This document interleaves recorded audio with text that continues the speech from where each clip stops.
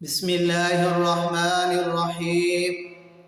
يا رب صل وسلم دائما أبدا على حبيبك خير الخلق كلهم.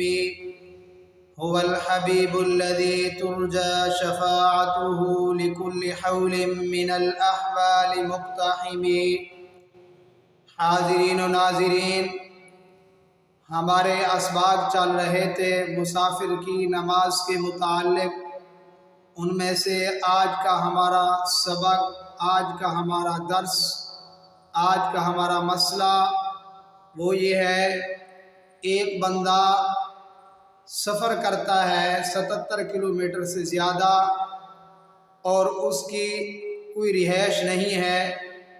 2 دن وہاں رہتا ہے، پھر 2 دن وہ 77 کلومیٹر سے آگے سفر کرتا ہے، پھر وہاں 1 دن قیام کرتا ہے، پھر اس سے آگے 77 کلومیٹر زیادہ سفر کرتا ہے.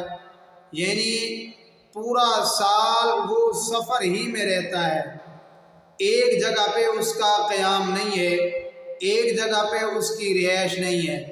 مثال سمجھ لے، جیسے ایک ڈرائیور ہے، کبھی وہ کہیں کام کرتا ہے، کبھی وہ کراچی میں رہتا ہے، کبھی لاہور رہتا ہے، کبھی دبئی رہتا ہے، کبھی عمان رہتا ہے، مختلف شہروں میں رہتا ہے اور لمبا چکر ہوتا ہے. 100 میل کا فاصلہ وہ روزانہ طے کرتا ہے. اب یہ بندہ پوچھتا ہے، میں جب نماز پڑھوں گا تو کون سی نماز پڑھوں گا؟ میں مسافر والی نماز پڑھوں گا، سفری نماز پڑھوں گا، یا میں مکمل نماز پڑھوں گا؟ حاضرین و ناظرین، دیکھیے اس کے بارے میں حضرات علماء کرام اور مفتیان اعظام کی رائے یہ ہے کہ یہ بندہ اگر پورا سال ہی ایسے سفر کرتا رہتا ہے تو یہ بندہ پورا سال ہی مسافر سمجھا جائے گا. یعنی یہ ہمیشہ ہی قصر نماز پڑھے گا. ہاں، اگر یہ بندہ نماز پڑھتا ہے جماعت کے ساتھ کسی مقیم امام کے پیچھے، پھر یہ مکمل پڑھے گا.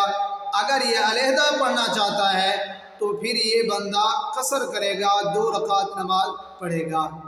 یاد رکھیے، اس طرح کے آپ کو دینی مسائل اور دینی حقیقت تحقیقات اگر آپ کو مطلوب ہیں تو حاضرین و ناظرین، ہماری ریکویسٹ ہے آپ ہمارے چینل کو سبسکرائب کیجئے اور بیل آئیکن کے بٹن کو دبا دیجئے تاکہ ہماری آنے والی ہر نئی ویڈیو آپ تک بآسانی ہی پہنچ سکے. اللہ تعالیٰ میرا اور آپ کا حامی و ناصر ہو. جزاک اللہ خیرہ.